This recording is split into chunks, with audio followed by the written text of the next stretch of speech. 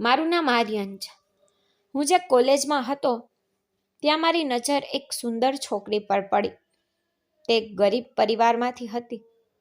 તેને જોઈને મારામાં ખરાબ વર્તન આવ્યું, કારણ કે તેની સુંદરતાએ મને મોહિત કરી દીધો હતો. મારે તેનો ફાયદો ઉઠાવવો હતો. ગમે તે કરી મેં તેની સાથે ઘણીવાર મિત્રતા કરવાનો પ્રયાસ કર્યો, પરંતુ તે ખોટી પ્રકારની છોકરી નહોતી. તે ખૂબ જ આદરણીય પરિવારમાંથી આવતી હતી, જે છોકરાઓ સાથે મિત્રતા કેવી રીતે કરવી તે જાણતી નહોતી અને કોલેજમાં ફક્ત ભણવા માટે આવી હતી, કંઈ પણ અયોગ્ય કરવા માટે નહીં. તે પોતાનું ભવિષ્ય બનાવવા માંગતી હતી, પરંતુ હું એક અમીર પરિવારનો બગડેલો દીકરો તેના પર સંપૂર્ણપણે જૂનૂની હતો અને નક્કી કર્યું કે જ્યાં સુધી હું તેનો ફાયદો નહીં ઉપાડું ત્યાં સુધી હું તેને જવા દઈશ નહીં. હું ધીમે ધીમે તેને જીતવાનો પ્રયાસ કરી રહ્યો હતો. મેં તેની સાથે વાત કરવાનો પ્રયાસ કર્યો, મિત્રતા વિકસાવવાનો પ્રયાસ કર્યો, પરંતુ તે મને અવગણતી હતી. એક દિવસ હું ગુસ્સે થઈ ગયો અને તેને બળજબરીથી કોલેજના વર્ગખંડમાં લઈ ગયો, જ્યાં મેં તેના પર દબાણ કરવાનું શરૂ કર્યું. તેણે મારા ચહેરા પર જોરથી થપ્પડ મારી અને કહ્યું કે મારી સાથે આવું ફરી ના કર. જો તું ફરીથી આવો પ્રયાસ કરશે તો હું તારી વિરુદ્ધ પોલીસ ફરિયાદ નોંધાવીશ અને તને કોલેજમાંથી કાઢી મૂકીશ. મને તેના શબ્દોથી ગુસ્સો આવ્યો અને ત્યારથી મેં નક્કી કર્યું કે હું ચોક્કસપણે આ છોકરી પાસે બદલો લઈશ. મેં તેના પરિવારની તપાસ કરી અને જાણવા મળ્યું કે તે તેની મા અને મોટી બહેન સાથે એકલી રહેતી હતી. તેની મા હંમેશા બીમાર રહેતી હતી. મેં મારા એક માણસને તેના ઘરની આસપાસ છોડી દીધો હતો, જેથી તેની ગતિવિધિઓ, તે ક્યાં જાય છે અને ક્યારે એકલી રહે છે તેના પર નજર રાખી શકાય. એક દિવસ મારા માણસે મને કહ્યું કે સાહેબ, આ છોકરી હાલમાં ઘરે એકલી છે. તેની મા ખૂબ બીમાર છે, તેથી તેની મોટી બહેન તેને ઘરે છોડીને માજીને હોસ્પિટલમાં લઈ ગઈ છે. હવે મારા માટે તેના ઘરમાં પ્રવેશવાનો એક સંપૂર્ણ મોકો હતો, તેથી હું તક ઝડપીને તેના ઘરે ગયો. જ્યારે મેં ડોરબેલ વગાડી ત્યારે તેણે દરવાજો ખોલ્યો, પરંતુ તેણે મને ઓળખી નહોતી, કારણ કે મેં માસ્ક પહેર્યું હતું. મેં તેને ઘરની અંદર ધકેલી દીધી અને ઝડપથી અંદર પ્રવેશ કર્યો અને દરવાજો બંધ કરી દીધો. તે ચીસો પાડી રહી હતી, બૂમો પાડી રહી હતી, પૂછી રહી હતી તું કોણ છે, પરંતુ મેં બળજબરીથી તેનું મોં ઢાંક્યું, તેને રૂમમાં લઈ ગયો અને તેની ગરિમાનો નાશ કર્યો. પરંતુ ઝપાઝપીમાં મારું માસ્ક મારા ચહેરા પરથી પડી ગયું અને મારો ચહેરો ખુલી ગયો. તેણીએ મારો ચહેરો સ્પષ્ટ જોયો. તે મને બધું આપવા લાગી. તે રડતી, ગાળો આપતી, મને ઠપકો આપતી હતી, પણ મને આ બધાથી કંઈ ફરક પડતો નહોતો. મારું કામ તો થઈ ગયું હતું. મેં તેનો ઉપયોગ કર્યો હતો અને હવે હું આ છોકરીથી કંટાળી ગયો હતો. મેં ફક્ત આ છોકરી સાથે જ નહીં, પણ બીજી ઘણી છોકરી સાથે પણ આવું કર્યું હતું. પણ આ પહેલી છોકરી હતી જેની સાથે મેં તેની સંમતિ વિના આવું કર્યું હતું. હું ઘણીવાર છોકરીઓ સાથે મિત્રતા કરતો, તેમની સાથે રાત વિતાવતો, તેમનો ઉપયોગ કરતો અને પછી તેમને છોડી દેતો. પણ તે છોકરીઓ હંમેશા આ માટે સંમત થતી.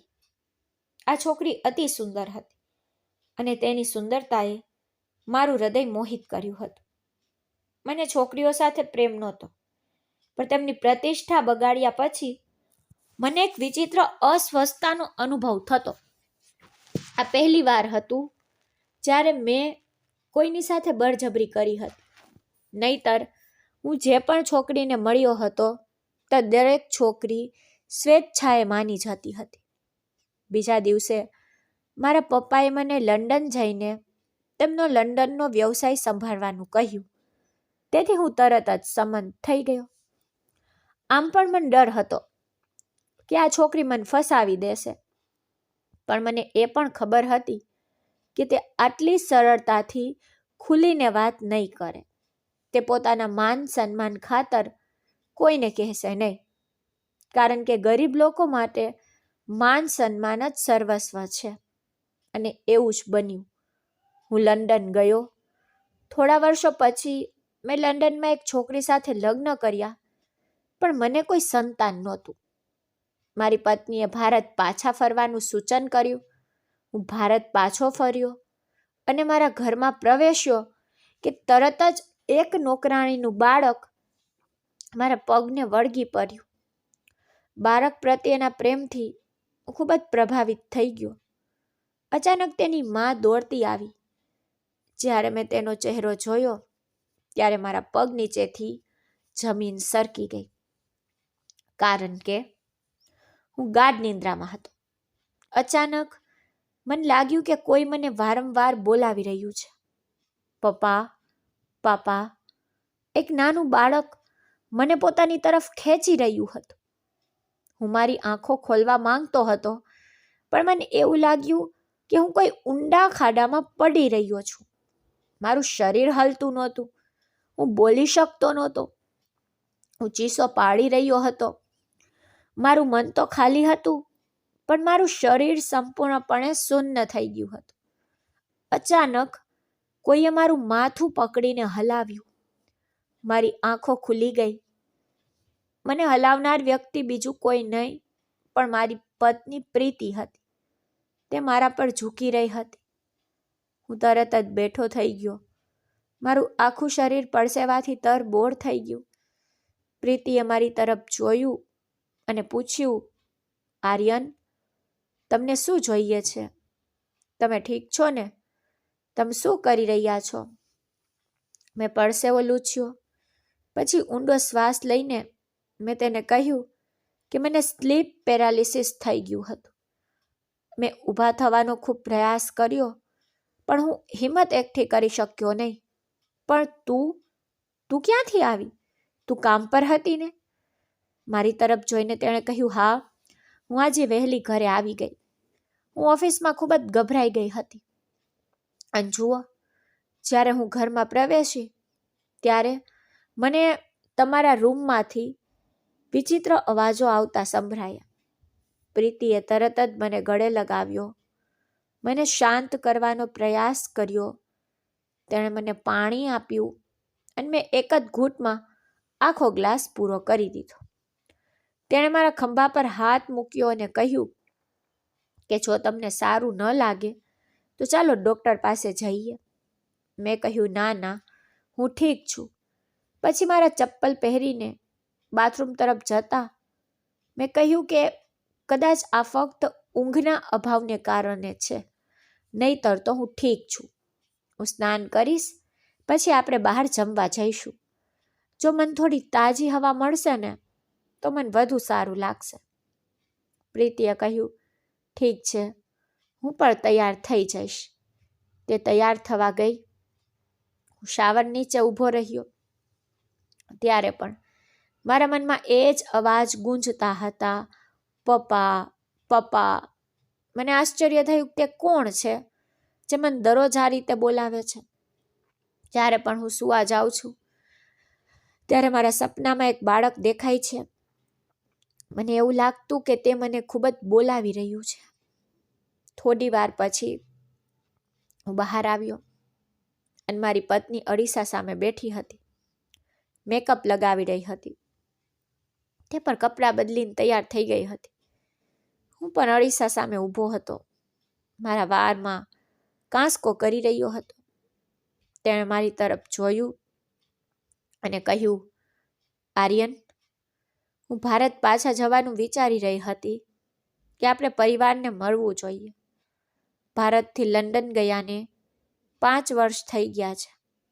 મને ખબર નથી કે ત્યાં બધું કેવી રીતે હશે. તમારા માતા પિતા ઘણીવાર અહીં આવ્યા છે અને હંમેશા ફરિયાદ કરે છે કે આપણે પોતાનો દેશ ભૂલી ગયા છીએ. કદાચ તમારો પરિવાર તમને ખૂબ યાદ કરે છે, તેથી જ તમે આવું અનુભવી રહ્યા છો.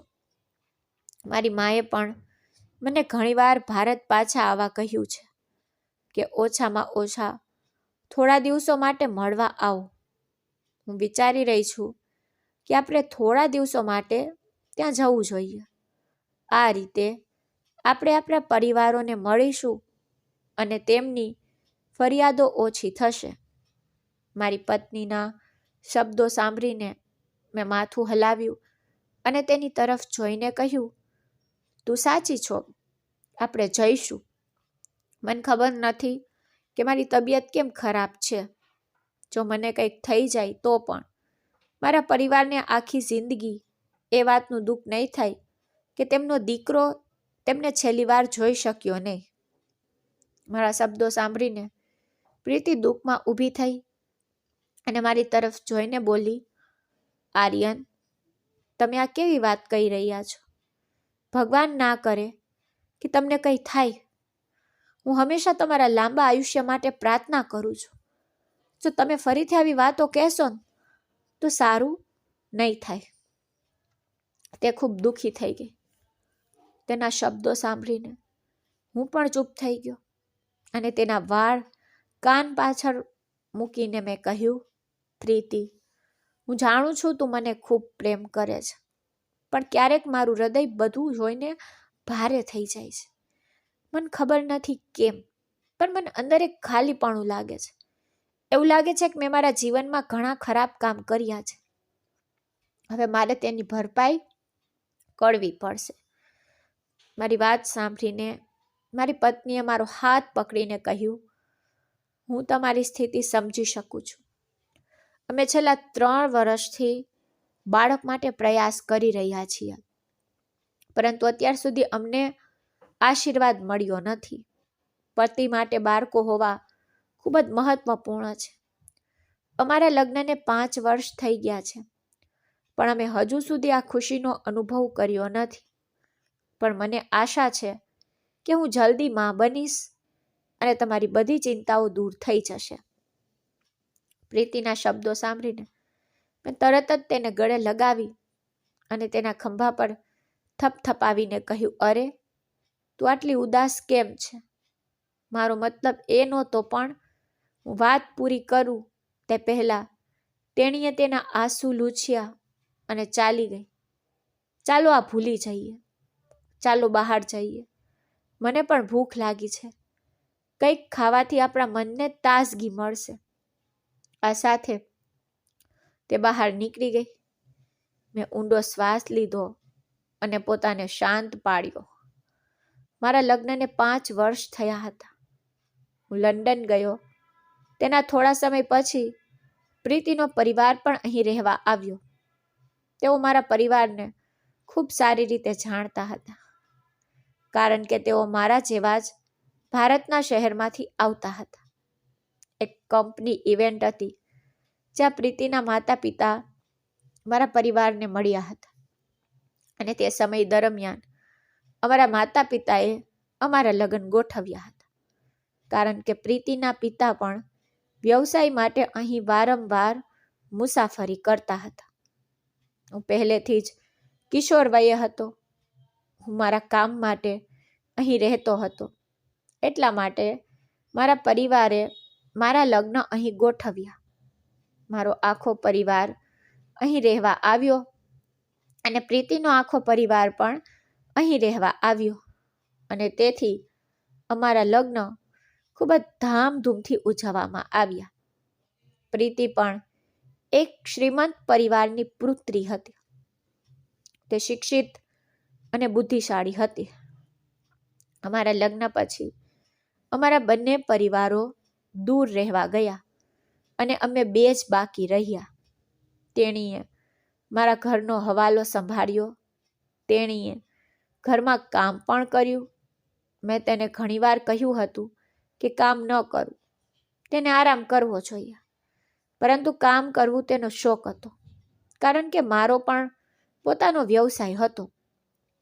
જો તે ઈચ્છતી હોત તો તે મારી કંપનીની માલકીન બની શકી હોત અને તેના પિતાનો પણ લંડનમાં વ્યવસાય હતો. જો તે ઈચ્છતી હોત તો તે તેના પિતાની કંપની સંભાળી શકી હોત, પરંતુ તેણીએ પોતાનો શોખ પૂરો કરવો હતો, તેથી તે લંડનમાં રહેતી હતી, બીજી કંપનીમાં કામ કરતી હતી. અને જ્યારે મેં તેને આમ કરવાથી રોકવાનો પ્રયાસ કર્યો ત્યારે તેણીએ કહ્યું, મને મારા શોખને આગળ વધારવા દો, ગમે તે હોય. મને લાગ્યું કે તે એકલી છે અને તેને કોઈ બાળકો નથી. તેણીને આટલી એકલતા ન અનુભવવી જોઈએ. જો તેની પાસે નોકરી હોય તો તે પોતાના કામ પર ધ્યાન કેન્દ્રિત કરે તે સારું છે. મને તેની નોકરીની પરવા નહોતી. હું એટલો ધનવાન હતો કે હું મારી કંપનીમાં કામ કરવા જતો નહોતો, છતાં મને કોઈ ફરક પડતો નહોતો. અમે બંને પતિ પત્ની હતા, મહેનતુ લોકો. અહીં આવ્યા પછી હું મારો વ્યવસાય ખૂબ સારી રીતે ચલાવી રહ્યો હતો. મારા પપ્પાની અહીં 2 કંપનીઓ હતી જે હું સંભાળતો હતો અને મારી પત્ની એક બેંકમાં મેનેજર તરીકે કામ કરતી હતી. અમારી પાસે ઘણા પૈસા હતા. ભારતમાં મારી પોતાની જમીન અને કાર હતી, પરંતુ અમારી પાસે એક ખુશીનો અભાવ હતો અને તે ખુશીએ બાકીની બધી બાબતોને ઢાંકી દીધી હતી. બાળક હોવાની ખુશી. મેં અને મારી પત્નીએ સંપૂર્ણ ચેકઅપ પણ કરાવ્યું, પરંતુ ડૉક્ટરોએ કહ્યું કે અમે બંને સંપૂર્ણપણે ફિટ છીએ, પરંતુ ભગવાન વિલંબ કરી રહ્યા હતા. ડૉક્ટરે બાળક દત્તક લેવાનું પણ સૂચન કર્યું, પરંતુ મેં ના પાડી, કારણ કે જો ભારતમાં કોઈને તેના વિશે ખબર હોત તો તેનાથી ભારે હોબાળો મચી ગયો હોત. અમે એક અમીર પરિવારમાંથી હતા અને અમારી પાસે ઘણા પૈસા હતા. અમારી પાસે ઘણી મિલકત હતી. અમારો વ્યવસાય દૂર દૂર સુધી ફેલાયેલો હતો. જો અમે બાળકોને દત્તક લેતા તો તે ફક્ત અમારા પુરુષત્વ પર જ પ્રશ્નો ઊભા કરશે. તેથી હું આ પગલું પણ ભરી શક્યો નહીં. મારી પત્નીએ વારંવાર સૂચન કર્યું હતું કે આપણે એક બાળક દત્તક લઈએ અને તેને ભારતમાં આપણા તરીકે પ્રદર્શિત કરીએ, છતાં મને ખાતરી થઈ નહીં. મારું હૃદય આવી બાબતો માટે બિલકુલ તૈયાર નહોતું.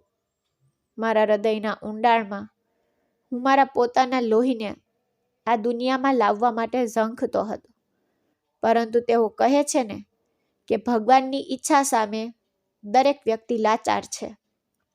જ્યારે હું તૈયાર થઈને બહાર આવ્યો ત્યારે તે પાર્કિંગ લોનમાં પહોંચી ગઈ હતી. જ્યારે હું લિફ્ટ દ્વારા પાર્કિંગ લોનમાં પહોંચ્યો ત્યારે મારી નજર અચાનક સામે ગઈ. મારી પત્ની એક સ્ત્રી સાથે ઊભી હતી, રડતી હતી. દુઃખમાં તેની તરફ આગળ વધ્યો. હું કંઈ બોલી શકું તે પહેલાં તેણે ઝડપથી તેના આંસુ લૂછ્યા. સ્ત્રીએ પણ મને નમસ્તે કહ્યું અને ચાલી ગઈ. મેં મારું ધ્યાન મારી પત્ની તરફ ફેરવ્યું અને તેની તરફ જોઈને પૂછ્યું, શું થયું? તું કેમ રડે છે? તેણીએ નકારમાં માથું હલાવતા કહ્યું કે તમારે કાલની જ ભારતની ટિકિટ બુક કરાવવી જોઈએ. આપણે ઘરે પાછા ફરી રહ્યા છીએ. હું અહીં રહેવા માંગતી નથી. મારી તબિયત સારી નથી.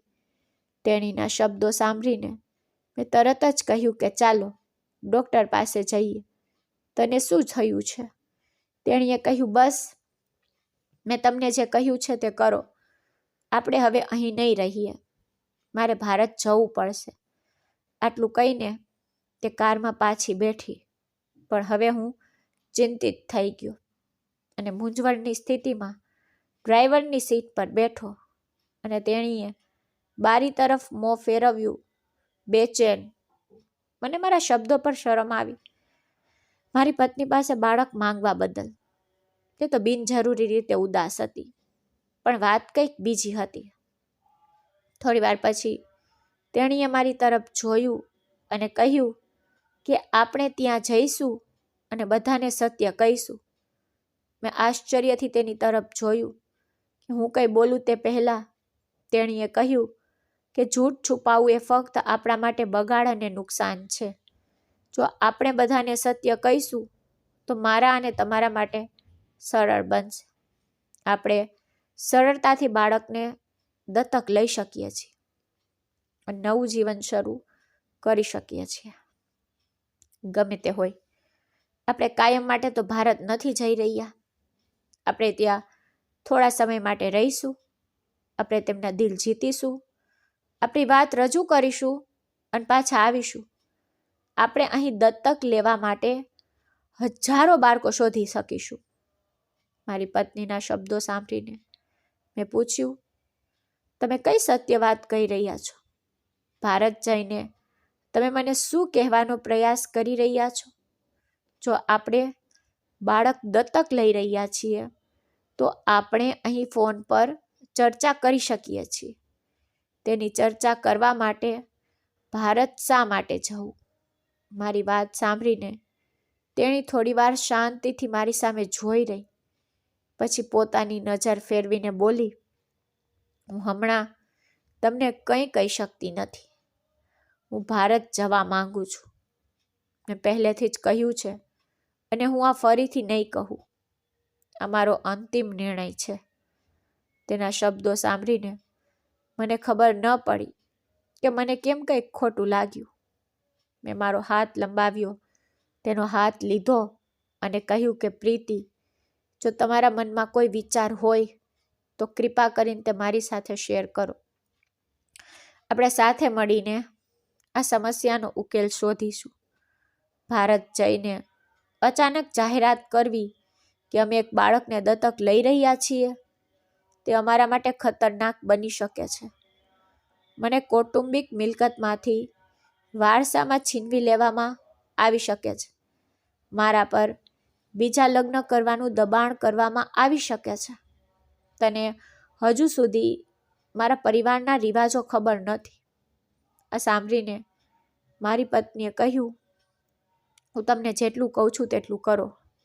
હું તમારી પત્ની છું, તમારી જીવનસાથી. જો આપણે બંને આવા નિર્ણયથી સંમત ન થઈ શકીએ તો આપણું જીવન કેવું રહેશે? તે ગુસ્સે થઈ ગઈ. તેનો ચહેરો લાલ થઈ ગયો. મેં તરત જ માથું હલાવ્યું અને પૂછ્યું કે અચાનક મારા મનમાં શું આવ્યું. મેં તરત જ મારી જાતને શાંત કરી અને સીધો રેસ્ટોરન્ટ તરફ ગયો. ભૂતકાળમાં કંઈક બન્યું હતું. હું તે ચહેરો યાદ પણ રાખવા માંગતો નહોતો. જો પ્રીતિને તેના વિશે ખબર પડી તો તે મારું જીવન બરબાદ કરી દેશે. મેં તરત જ બધા વિચારો દૂર કર્યા અને સીધી રેસ્ટોરન્ટ તરફ ગાડી ચલાવી. રેસ્ટોરન્ટ પાસે કાર પાર્ક કરી. જ્યારે અમે શાંતિથી ગયા અને એક ટેબલ પર બેઠા, થોડી વાર પછી વેઇટર મેનુ લાવ્યો. મેં તેને જોયું અને મારો ઓર્ડર આપ્યો. મારી પત્ની ખૂબ જ ખોવાઈ ગઈ હતી. મને સમજાયું નહીં કે અચાનક તેની સાથે શું થયું અને તે સ્ત્રી સામે કેમ રડી રહી હતી. મને તેણીને પૂછવાનું મન થયું પણ હું ચૂપ રહ્યો. લંડન આવ્યા પછી મેં ચોક્કસ કેટલીક બાબતો શીખી હતી. એક વાત તો એ છે કે બીજાના જીવનમાં વધુ પડતો દખલ કરવો એ એકબીજાની ગોપનીયતાનું ઉલ્લંઘન કરવા સમાન છે. ભલે આપણે પતિ પત્ની છીએ, પણ લોકો વચ્ચે હંમેશા ચોક્કસ મર્યાદાઓ જાળવી રાખવી જોઈએ. દરેક વ્યક્તિની વ્યક્તિગત વાત હોય છે. જો આપણે તેમના જીવનમાં દખલ કરીશું તો તેઓ આપણાથી કંટાળી જશે. તેથી જ મેં તે સ્ત્રીને સંપૂર્ણપણે અવગણી અને મારી પત્નીનો હાથ પકડવા માટે હાથ લંબાવ્યો. તે મારી તરફ જોઈ રહી હતી. મેં તેની સૂજી ગયેલી આંખોમાં જોયું અને કહ્યું, પ્રીતિ, ચિંતા ના કર. જુઓ, આપણને બાળકો થાય કે ન થાય એ તારી ભૂલ નથી કે મારી, અને આપણા બંનેમાંથી કોઈની તેમાં કોઈ ભૂમિકા નથી. તે બધું ભગવાનની ઈચ્છા છે અને આપણે ભારતીય છીએ. આપણે આ બાબતો સમજીએ છીએ. લંડનના ડૉક્ટરો તો પાગલ છે, તેમને કોઈ ખ્યાલ નથી. આપણે કાલે કે પરમ દિવસે ભારત જઈ રહ્યા છીએ, તેથી હું તમને ત્યાં કોઈ સારા નિષ્ણાત પાસે લઈ જઈશ, અથવા તમે મમ્મી સાથે કોઈ બાબા પાસે જઈ શકો છો.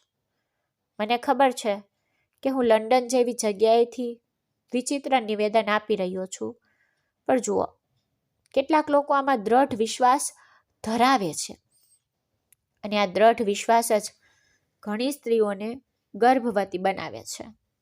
તેણીએ કોઈ જવાબ આપ્યો નહીં. તેણીએ ફક્ત માથું નમાવ્યું અને ધીમા અવાજે કહ્યું કે મારે ત્યાં જઈને સત્ય કહેવું પડશે. હું હવે તેને છુપાવી શકતી નથી. મારી હિંમત નથી. આટલું કહીને તેણીએ મારા હાથથી હાથ છોડાવ્યો. હું ચોંકી ગયો. તેણીને અચાનક શું થઈ ગયું? હું અસ્વસ્થ અનુભવી રહ્યો હતો. હું પીડામાં ડૂબી રહ્યો હતો. તો તે આ રીતે કેમ વર્તી રહી હતી? ચોક્કસપણે કંઈક ખોટું હતું. તેણી તરફ જોઈને હું ખૂબ કઠોરતાથી બોલ્યો, તમારું વર્તન મને વિચિત્ર લાગે છે. તમને શું થયું છે? મારી વાત સાંભળીને તેણીએ મારી સામે જોયું અને ધીમા અવાજમાં કહ્યું, જો તમારો પતિ મરવાની વાત કરે છે, તો સ્ત્રી આવી બની જાય છે. જો હું ચૂપ રહીશ તો તે દિવસ દૂર નથી જ્યારે મને વિધવા કહીને બોલાવવામાં આવશે, અને હું તે ઈચ્છતી નથી. હું મારું આખું જીવન તમારી સાથે વિતાવવા માંગુ છું, અને તે માટે મારે ફક્ત થોડી હિંમત એકઠી કરવાની જરૂર છે, અને પછી બધું સારું થઈ જશે. તેના શબ્દો સાંભળીને મને આઘાત લાગ્યો. તે બાળક હોવાની ચિંતા કરતી નહોતી, પરંતુ મેં જે કહ્યું તેના કારણે તે ચિંતિત હતી. મેં તેની તરફ જોયું અને કહ્યું, મૂર્ખ. મેં એવું કહ્યું કારણ કે મારું મન ભારે થઈ રહ્યું હતું. કદાચ હું મારા પ્રિયજનોને યાદ કરી રહ્યો હતો. આપણે ભારત જઈશું, તેમની સાથે બેસીશું, વાત કરીશું તો ખૂબ સારું લાગશે ને. મેં તને દુઃખ પહોંચાડવા માટે આવું કહ્યું નહોતું. તે મારા મોંમાંથી નીકળી ગયું. માફ કરજો. હું તને ખૂબ પ્રેમ કરું છું પ્રીતિ. તારી સેજ પણ પીડા મારું હૃદય તોડી નાખે છે. કૃપા કરીને આટલી દુઃખી ન થા.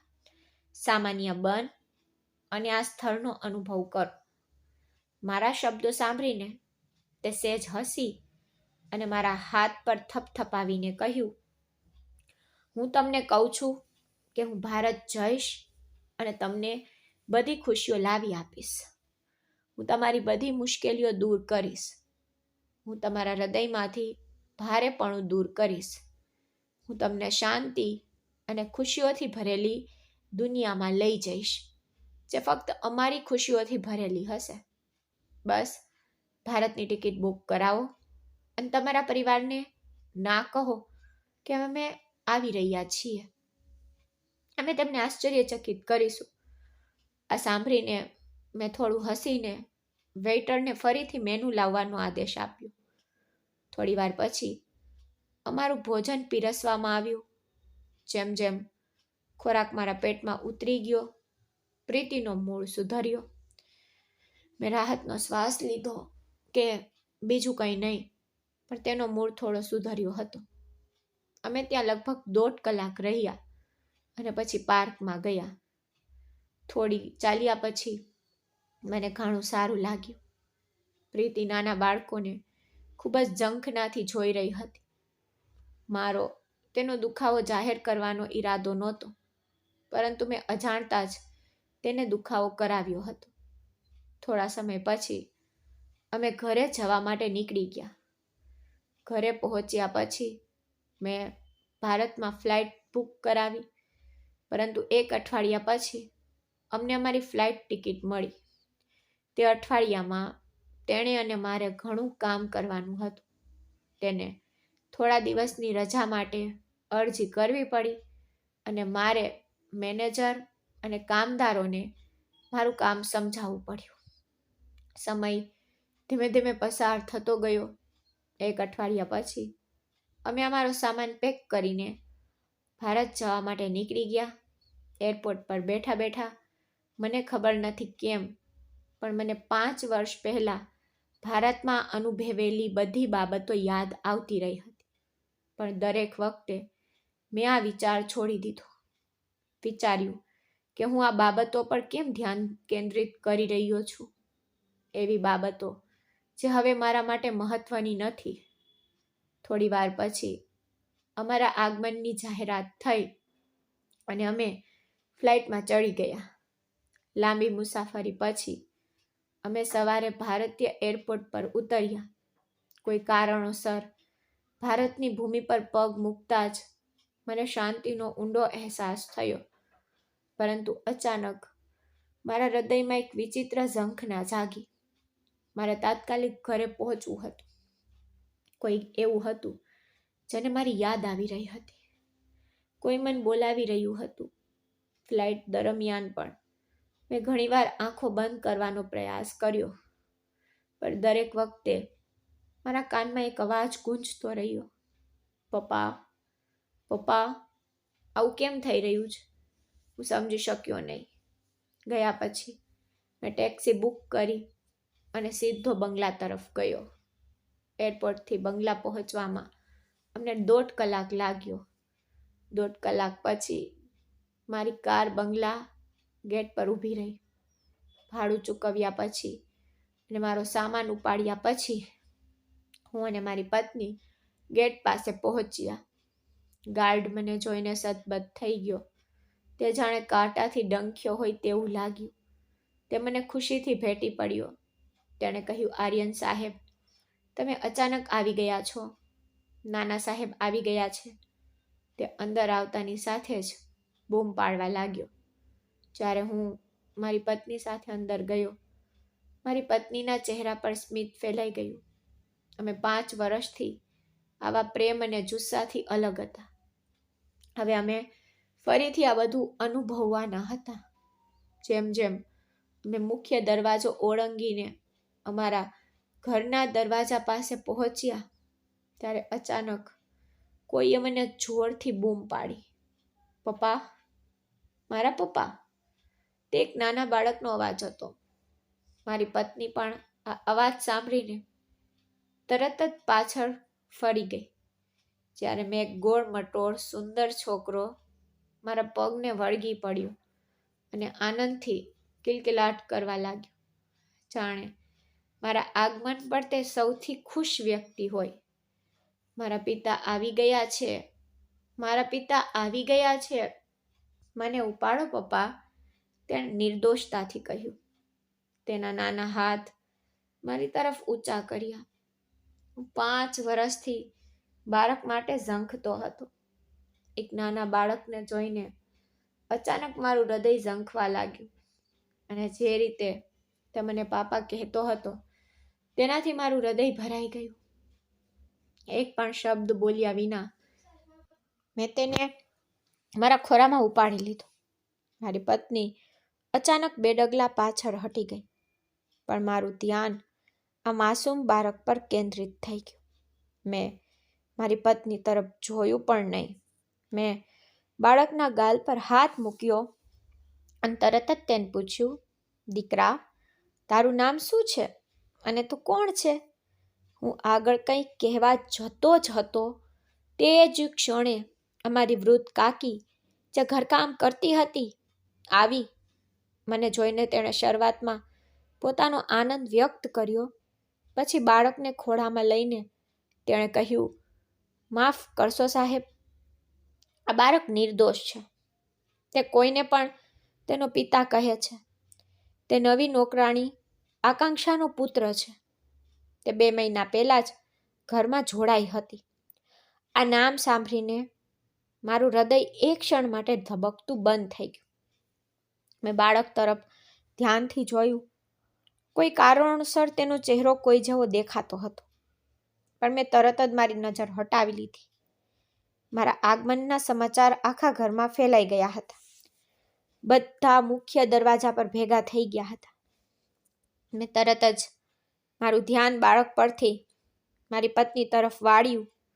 જે બાજુમાં ઊભી હતી અને તેને આંસુઓથી ભરેલી આંખોથી જોઈ રહી હતી. કાકી બાળકને નોકર ક્વાર્ટરમાં પાછું લઈ ગઈ હતી.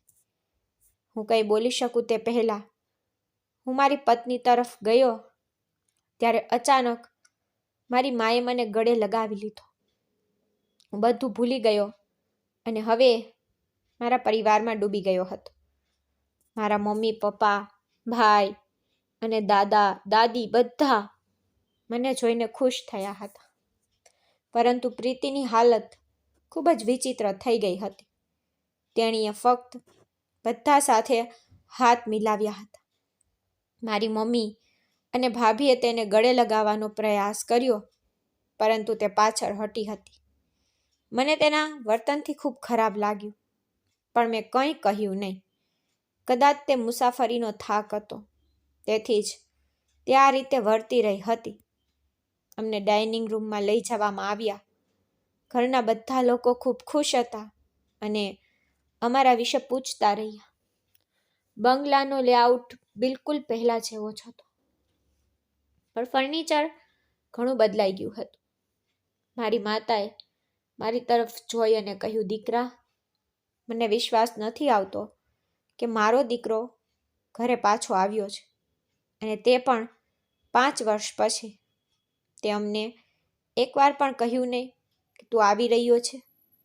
જો તેમને કહ્યું હોત તો અમે તારા માટે સુંદર વ્યવસ્થા કરી હોત અને એરપોર્ટ પર તને આવકારવા પણ આવ્યા હોત. અમે તારા આગમનની ઉજવણી કરવા માટે કેટલાક મહેમાનોને આમંત્રણ પણ આપ્યું હોત. તે અમને કંઈ ન કહ્યું. તે ખૂબ જ ખોટું છે. જ્યારે મેં હસીને કહ્યું કે ઠીક છે મમ્મી, હું તમને બધાને મળવા માટે ખૂબ જ ઉત્સાહિત હતો, તેથી જ હું તમારામાંથી કોઈને કહેવા માંગતો નહોતો કે હું આવી રહ્યો છું. તેથી જ મેં તમને જાણ ન કરી, કારણ કે હું તમારા ખુશ અને આશ્ચર્યચકિત ચહેરાઓ જોવા માંગતો હતો. જો મેં તમને આવતા પહેલા જાણ કરી હોત તો હું તમારા ચહેરા પર જે ખુશી જોઈ રહ્યો છું તે જોઈ શક્યો ન હોત. અમે બંને તમને આશ્ચર્યચકિત કરવા માંગતા હતા, તેથી જ અમે અચાનક આવ્યા. આ જોઈને બધા હસ્યા. મારી મમ્મીએ પ્રીતિ તરફ જોઈને કહ્યું કે બહુ સારું થયું દીકરા, તું તારી વહુને પણ સાથે લાવ્યો છે. ગમે તે હોય, આ છોકરી પહેલી વાર તેના સાસરિયાના ઘરે આવી છે. હવે એક કામ કરો, તમે બંને આરામ કરો, કપડાં બદલો, પછી આપણે બધા સાથે જમશું. વહુ મને ખૂબ થાકેલી લાગે છે, મમ્મીએ કહ્યું. તેની આંખો લાલ થઈ ગઈ. મેં પ્રીતિને પણ ધ્યાનથી જોઈ. તે ફ્લાઇટમાં ખૂબ જ શાંત હતી અને હવે પરિવારને મળ્યા પછી પણ તે ખુશ દેખાતી નહોતી.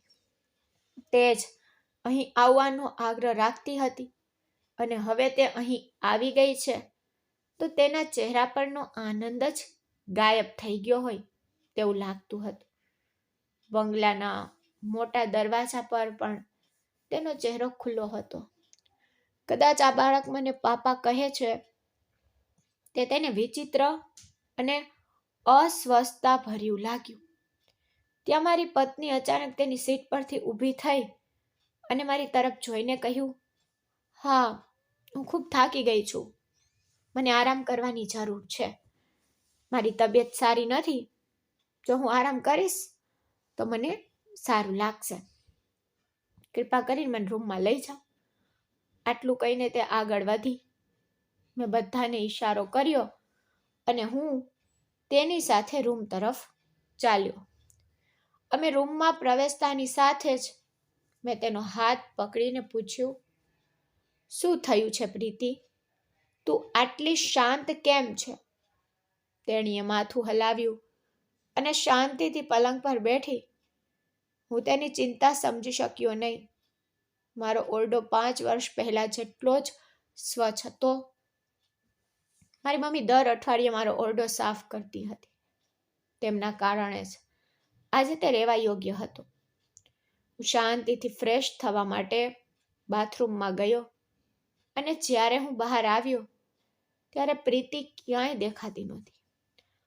મને થોડું આશ્ચર્ય થયું કે આ છોકરી અચાનક ક્યાં ગાયબ થઈ ગઈ. તેણે હમણાં જ તો કહ્યું હતું કે તે આરામ કરવા જઈ રહી છે, તો તે રૂમમાં કેમ ન હતી? હું નીચે જઈને તેની તપાસ કરવાનો ઈરાદો રાખતો હતો, કારણ કે ફ્લાઇટ પછી તે ઘણીવાર ખૂબ જ અસ્વસ્થ લાગતી હતી. જો તેણીને પૂરતી ઊંઘ ન મળે તો તેને માથાનો દુખાવો થતો. હું હમણાં જ દરવાજા તરફ આગળ વધ્યો ત્યારે દરવાજો ખુલ્યો અને પ્રીતિ અંદર આવી.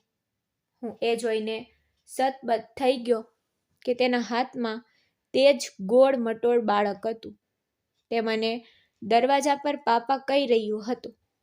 મારી પત્નીને કંઈ કહું તે પહેલા તેણે બાળકને મારા ખોળામાં મૂક્યું અને કહ્યું, કેટલું સુંદર બાળક છે, તે તમારા જેવું જ દેખાય છે. મેં બાળકને ધ્યાનથી જોયું. એ હકીકત હતી કે તેનો ચહેરો મારા જેવો જ હતો. અને બીજી એક વ્યક્તિ હતી જેનો ઉલ્લેખ કરવો પણ મને ગંભીર પાપ લાગતું હતું. મેં નામાં માથું હલાવ્યું અને કહ્યું કે ના ના, એવું નથી. તે મારા જેવો કેમ હશે? હું તેને ઓળખતો નથી. મેં તેને ક્યારેય જોયો નથી. આ પહેલી વાર છે જ્યારે હું તેને મળ્યો છું. અને તે મારું બાળક નથી. છેવટે બાળકો તો ભોળા હોય છે. તે પણ લગભગ 4 વર્ષનો છે. આટલા નાના બાળકો આવી ભૂલો કરે છે. મારી પત્નીએ નામાં માથું હલાવ્યું અને કહ્યું, હા, તમે સાચા જ છો. તે 4 વર્ષનો છે, 2 વર્ષનો નહીં. આ ઉંમરના બાળકો થોડા વધુ પરિપક્વ છે. હું નીચે ગઈ તો મને તે ગમ્યો. મેં વિચાર્યું કે હું તેને તમારી પાસે લાવીશ. તમને આ બાળક ગમ્યું ખરું ને? આ સાંભળ્યા પછી મેં કહ્યું, હા, સારું તો લાગે છે, પણ તમે તેને અહીં કેમ લાવ્યા? તેને બહાર મોકલો અને તમે આરામ કરી રહી શકો છો. મેં મારાથી બનતો પ્રેમ પહેલેથી જ બતાવી દીધો છે. કાકીએ મને કહ્યું કે તે એક નોકરાણીનો દીકરો છે અને મને નોકરો સાથેના સંબંધો પસંદ નથી. મારી પત્નીએ હસીને કહ્યું, એવું ના બોલો. ક્યારેક તમારા શબ્દો તમને જ નુકસાન પહોંચાડી શકે છે. આ સાથે તે બાળકને લઈને ચાલી ગઈ. મેં તેને જતી જોઈ. વિચાર્યું કે તે આવું કેમ બોલી રહી છે. પ્રીતિ ખૂબ જ સહાનુભૂતિશીલ છોકરી હતી. ક્યારેક તેના શબ્દો મને ખૂબ ખુશ કરતા, ક્યારેક મને ખૂબ દુઃખી કરતા, અને ક્યારેક તેના શબ્દો કોઈ વ્યક્તિને મૂંઝવણમાં પણ મૂકી દેતા. અને હવે તે મને મૂંઝવણમાં મૂકી દેતી હતી. લગભગ 10 મિનિટ પછી તે પાછી આવી અને કંઈ બોલ્યા વિના બાથરૂમમાં ગઈ. થોડી વાર પછી તે ફ્રેશ થઈ ગઈ અને બીજો કોઈ શબ્દ બોલ્યા વિના આરામ કરવા સૂઈ ગઈ. મેં તેને ખલેલ પહોંચાડી નહીં અને મારી આંખો બંધ કરી અને ગાઢ ઊંઘમાં સરી પડ્યો. સમય ધીમે ધીમે પસાર થતો ગયો. મારી આંખો રાત્રે અંધારામાં ડૂબી ગઈ. મોડું થઈ ગયું હતું, પણ આજે મને ખૂબ જ શાંતિપૂર્ણ ઊંઘ આવી. મારા સપનામાં એક પણ વાર બાળકનો અવાજ ગૂંજ્યો નહીં કે મને સ્લીપ પેરાલિસિસનો અનુભવ થયો નહીં. હું શાંતિથી સૂઈ ગયો અને શાંતિથી જાગી પણ ગયો. જ્યારે હું બહાર બેઠો ત્યારે રૂમ સાવ ખાલી હતો. પ્રીતિ ફરીથી નીચે ગઈ હશે. ત્યારે હું ફ્રેશ થઈને નીચે ગયો ત્યારે ઘરમાં એક સુખદ સુગંધ ફેલાઈ ગઈ. જ્યારે હું ફ્રેશ થઈને નીચે ગયો ત્યારે ઘરમાં એક સુખદ સુગંધ ફેલાઈ ગઈ હતી. શાંતિથી મારા પપ્પા પાસે જઈને બેઠો. હું કંઈ બોલી શકું તે પહેલાં મારી મમ્મી રસોડામાંથી બહાર આવી અને પ્રેમથી કહ્યું, દીકરા, મેં તમારા બંનેને ગમતું ભોજન રાંધ્યું છે. ચાલો હવે સાથે ખાઈએ. પ્રીતિ પાછી આવી નથી. તે ક્યાં છે? મેં જવાબ આપ્યો, મમ્મી, તે પહેલેથી જ તો નીચે આવી ગઈ છે. મમ્મીએ જવાબ આપ્યો, નાના દીકરા, તે નીચે નથી આવી. આ સાંભળીને મેં આશ્ચર્યથી તેની તરફ જોયું અને તરત જ કહ્યું કે તે તેના રૂમમાં નથી. મને લાગ્યું કે તે નીચે આવી હશે. પછી તે ક્યાં ગઈ? હું સંપૂર્ણપણે મૂંઝાઈ ગયો. હું મારી સીટ પરથી ઊભો થયો અને મમ્મી તરફ જોઈને કહ્યું, તેને અહીંના ઘર વિશે બહુ ખબર નથી. તેણે હજુ સુધી તે બરાબર જોયું પણ નથી. મારે આજે સવારે તેને ઘરનો પ્રવાસ કરાવવાનો હતો. મને ખબર નથી કે તે ક્યાં ગઈ છે. અચાનક કાકી રસોડામાંથી બહાર આવ્યા અને મને જોઈને કહ્યું, દીકરા. મેં નાની વહુને નોકરાણી આકાંક્ષાના રૂમ તરફ જતી જોઈ. તે ત્યાં હતી. તેના ખોળામાં તેનું બાળક. તે તેની સાથે રમી રહી હતી. મેં ગુસ્સાથી પૂછ્યું, આ આકાંક્ષા કોણ છે? અને તે તેના બાળકને કેવી રીતે ઉછેરી રહી છે? જે કોઈ પણ ચાલતા પુરુષને જે અંદર આવે તેને પપ્પા કહીને બોલાવી રહ્યો છે? મારી મમ્મીએ કહ્યું, ના દીકરા, એવું ના કહો. આકાંક્ષા એક અદ્ભુત છોકરી છે. તેનું બાળક પણ ખૂબ જ સુંદર અને ખૂબ જ સારું છે. તે મને મારા પોતાના બાળકો જેટલી જ પ્રિય બની ગઈ છે. બિચારી છોકરી હંમેશા બીમાર રહે છે. તેને કોઈ બીમારી છે અને તેથી જ તેને અમારા ઘરમાં કામ કરવાની ફરજ પાડવામાં આવે છે. મેં ગુસ્સાથી જવાબ આપ્યો, મમ્મી, મેં તમને પહેલાં ઘણીવાર કહ્યું છે ને કે આ ગરીબ લોકો સાથે વધુ પડતું સારું ન બનો. પણ તમે તો સમજતા નથી. તમે આ નોકરોને કોઈ કારણ વગર લાડ લડાવો છો. તેના બાળકોને જુઓ, તે મને પપ્પા કહેતો રહે છે.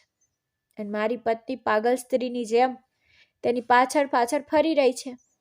ઘરનું વાતાવરણ બગડનારના લોકોને તમે ઘરમાં કેમ પ્રવેશવા દો છો? આ સાથે હું બહાર ગયો. મારું હેતુ મારી પત્નીને પાછી અંદર લાવવાનો હતો અને આ આકાંક્ષાના વિચારને પણ શાંત કરવાનો હતો. હું સીધો નોકર ક્વાર્ટર તરફ ગયો. કોઈ કારણસર જેમ જેમ હું આગળ વધ્યો તેમ તેમ મારા પર એક ભારે બોજ અનુભવાયું.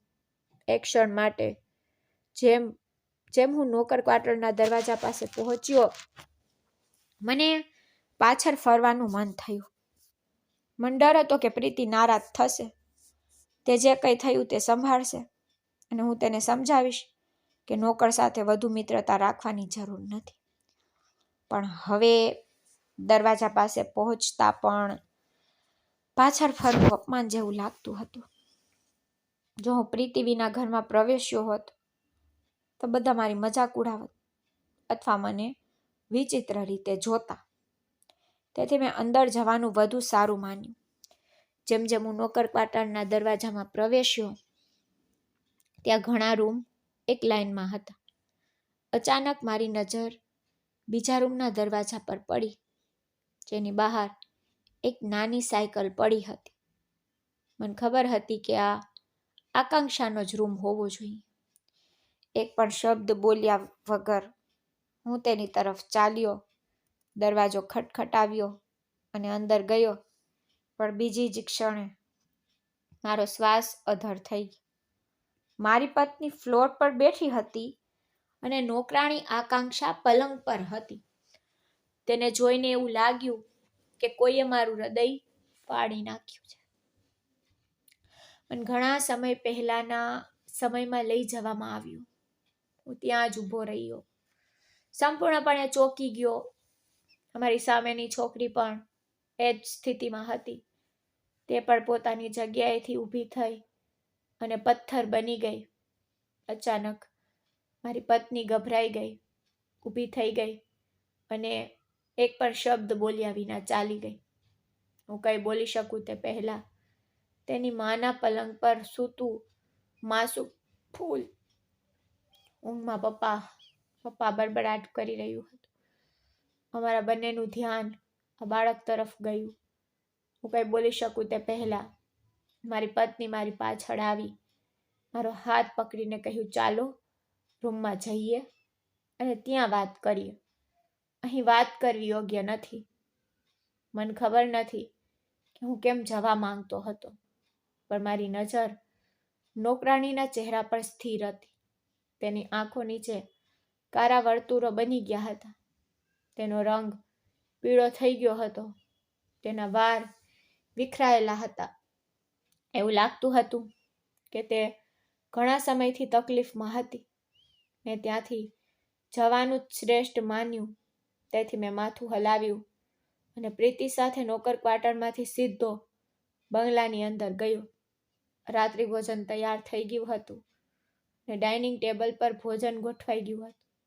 મમ્મી અમને જમવા માટે બોલાવી રહી હતી, પણ હું એક પણ શબ્દ બોલ્યા વગર સીધો મારા રૂમમાં ગયો. પ્રીતિ જે રીતે વાત કરી રહી હતી તેનાથી સ્પષ્ટ હતું કે તે આ છોકરી વિશે ઘણું જાણતી હતી, કારણ કે તે ફક્ત કોઈ સામાન્ય છોકરી નહોતી, પણ મારા ભૂતકાળનું એક સત્ય હતું. જ્યારે હું રૂમમાં પ્રવેશ્યો ત્યારે પ્રીતિ સોફા પર બેઠી અને રડવા લાગી. થોડી વાર માટે હું પણ એવી જ સ્થિતિમાં હતો. જે પાપ મન દરરોજ સતાવતું હતું, જે મન સતત પીડામાં રાખતું હતું, તે બીજે ક્યાંક નહીં પણ મારા પોતાના ઘરમાં હાજર હતું. હું પ્રીતિની બાજુમાં બેઠો કંઈક વિચારી રહ્યો હતો. હું કંઈ બોલી શકું તે પહેલાં તે જોરથી રડવા લાગી.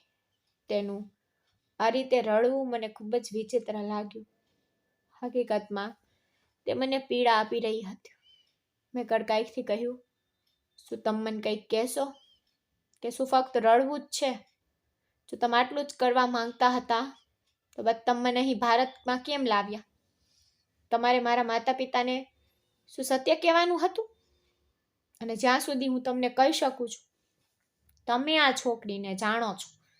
કૃપા કરીને કહો, મને કહો કે વાત શું છે.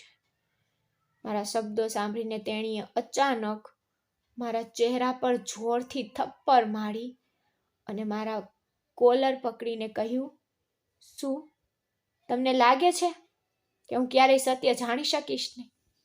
મેં જોયું છે કે તમે કેટલા ખરાબ માણસ છો. તમારા કારણે એક છોકરીનું જીવન બરબાદ થયું અને તેની સજા મને મળે છે, બાળકો વિના રહેવાની. તેના શબ્દો સાંભળીને મેં આશ્ચર્યથી તેની તરફ જોયું. જ્યારે મેં તેનું જીવન બરબાદ કર્યું તો તે શા માટે દોષ લઈ રહી હતી?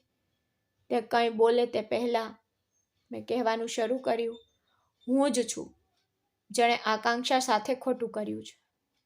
મેં આકાંક્ષા સાથે પાપ કર્યું છે, પણ તું આ પાપ તારા માથે કેમ લઈ રહી છે? મારી વાત સાંભળીને તે થોડી વાર ચૂપ રહી.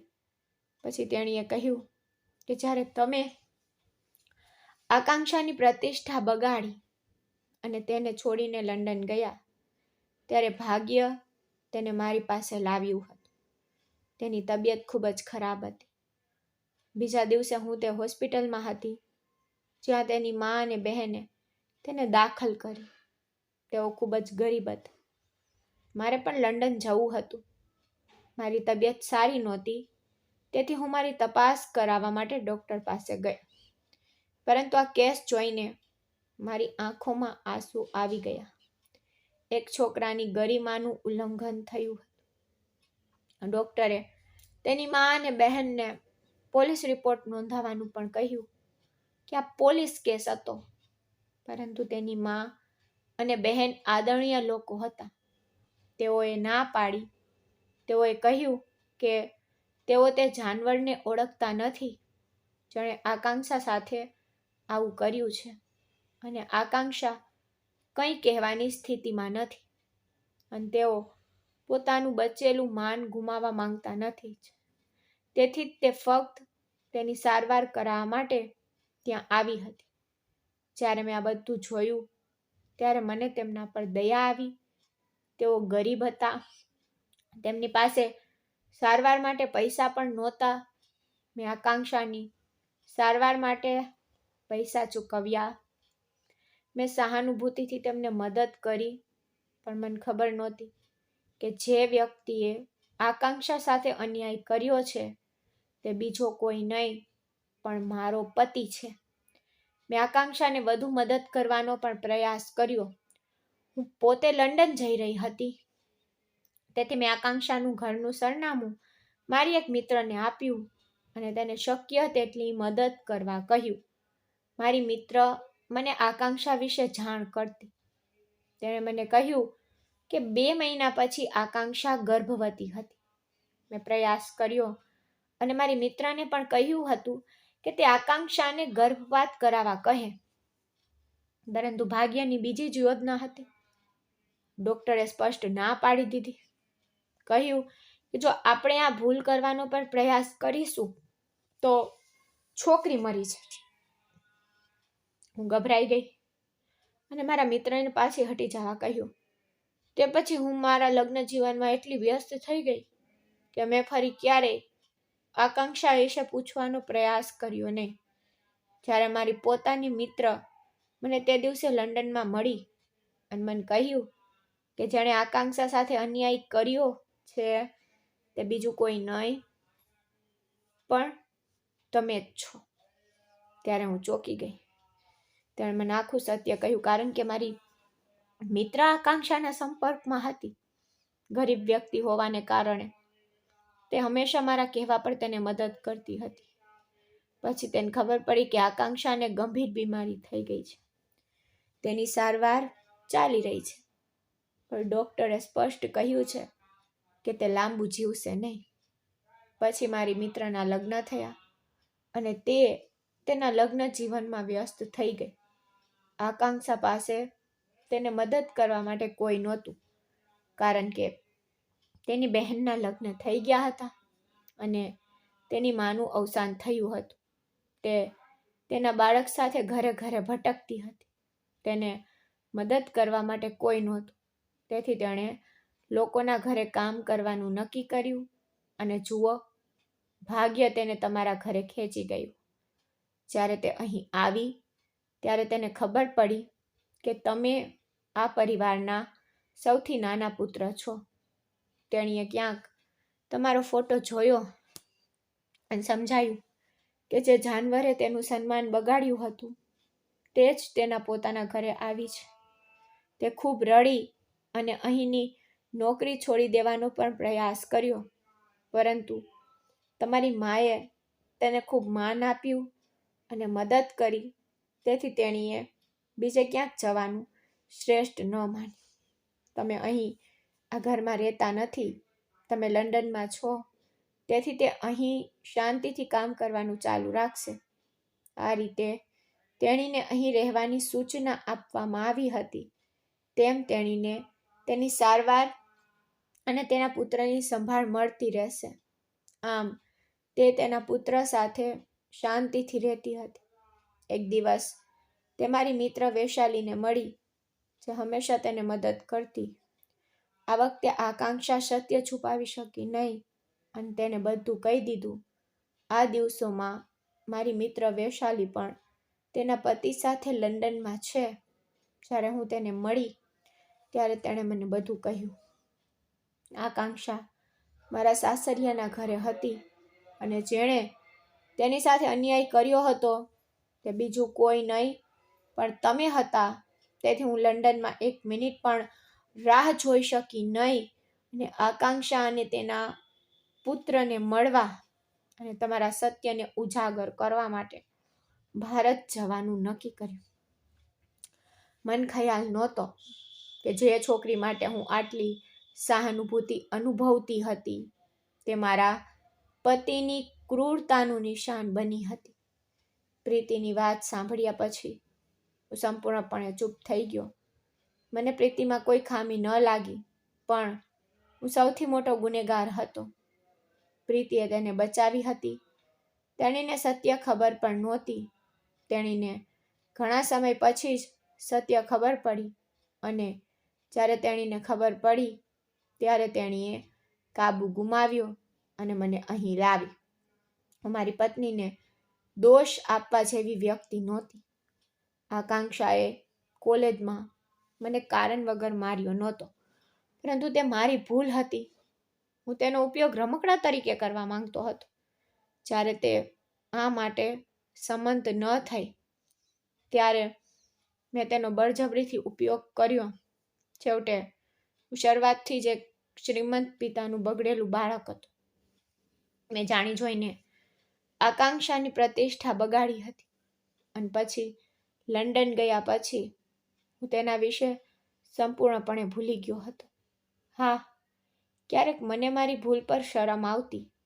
તેથી જ લંડન ગયા પછી મેં મારી જાતને બદલી નાખી. પ્રીતિ સાથે લગ્ન કર્યા પછી મારા મનમાંથી બધા બિનજરૂરી વિચારો દૂર થઈ ગયા હતા અને હું ફક્ત મારી પત્નીનો હતો. અને આજે 5 વર્ષ પછી તેને મારા પોતાના ઘરમાં મારા પોતાના બાળક સાથે જોઈને હું જાણે પથ્થર જેવો થઈ ગયો. જે સ્ત્રીથી હું સત્ય છુપાવવા માંગતો હતો તે જ આ સત્યમાં સામેલ હતી.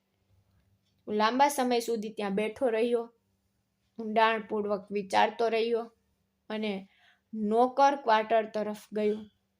મારે બધું બરાબર કરવું હતું. કદાચ ભગવાને મને આ જ કારણસર ભારત મોકલ્યો હતો. તે નાનું બાળક જે મને દરરોજ રાત્રે પાપા પાપા કહેતું હતું, આજે તે નાનું બાળક મારી નજર સામે હતું.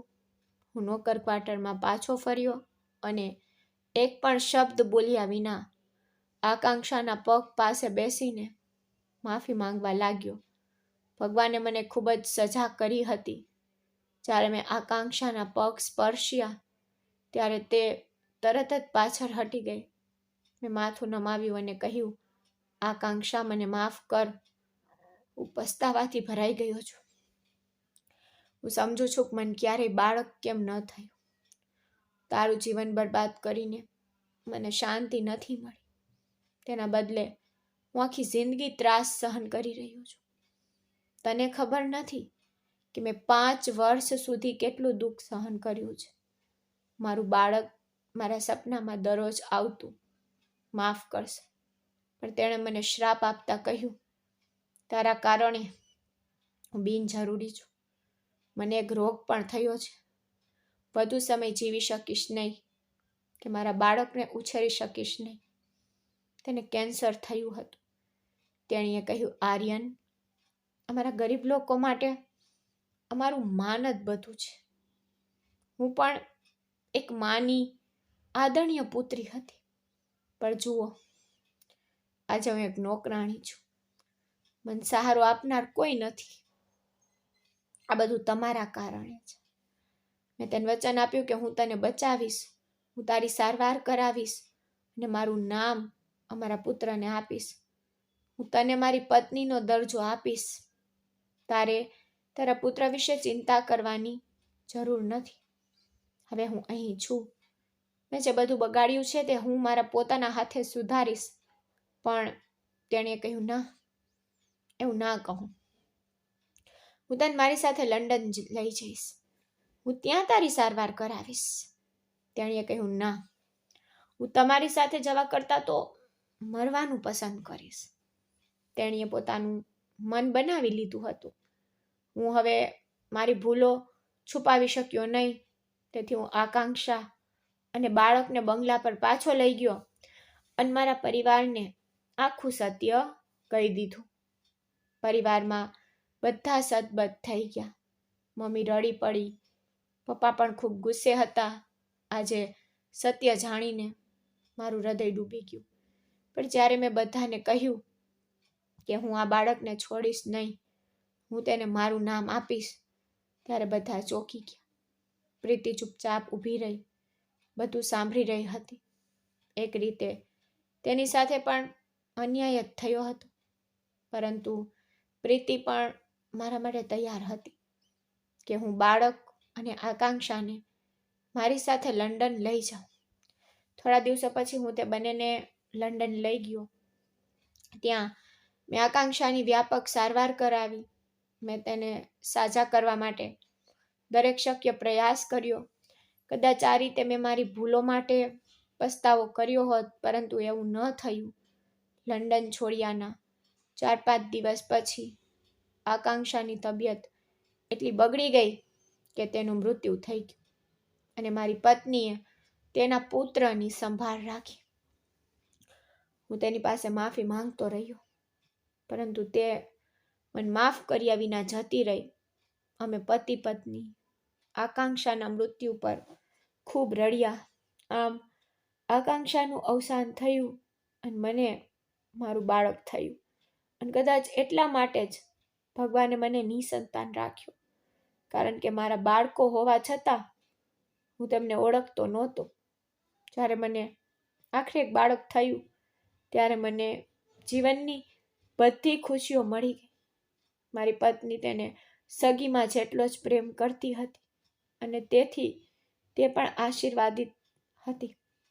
લોકો કહે છે કે જ્યારે તમે સારું કરો છો ત્યારે ભગવાન ક્યારેય તમારું કંઈ ખોટું કરતા નથી. હું હવે મારા પુત્ર અને પત્ની સાથે ખુશીથી રહું છું, પરંતુ મને હજુ પણ આકાંક્ષાની યાદ આવે છે અને મને અફસોસ થાય છે કે તેણીએ મૃત્યુ પહેલાં મને માફ કરી દીધો હોત તો સારું હતું. પરંતુ એ સારી વાત છે કે ભગવાને તેનો વિશ્વાસ મને સોંપ્યો ત્યારે જ તેનો શ્વાસ બંધ થયો. નહીતર કોણ જાણે મારા પુત્રનું શું થયું હોત. જો મારો પુત્ર ઘરે ઘરે ભટકતો રહ્યો હોત તો મારા પાપો ફક્ત વધ્યા હોત. તો મિત્રો, મને આશા છે કે તમને અમારી વાર્તા ગમી હશે. જો તમને વાર્તા ગમી હોય તો કૃપા કરીને વિડીયોને લાઈક કરો. જો તમે ચેનલ પર નવા છો તો કૃપા કરીને ચેનલને સબસ્ક્રાઈબ કરો. અને હા, આગામી અપડેટ મેળવવા માટે નોટિફિકેશન બેલ જરૂરથી દબાવો, જેથી તમને આગળની અપડેટ પહેલાં મળી રહે. ધન્યવાદ.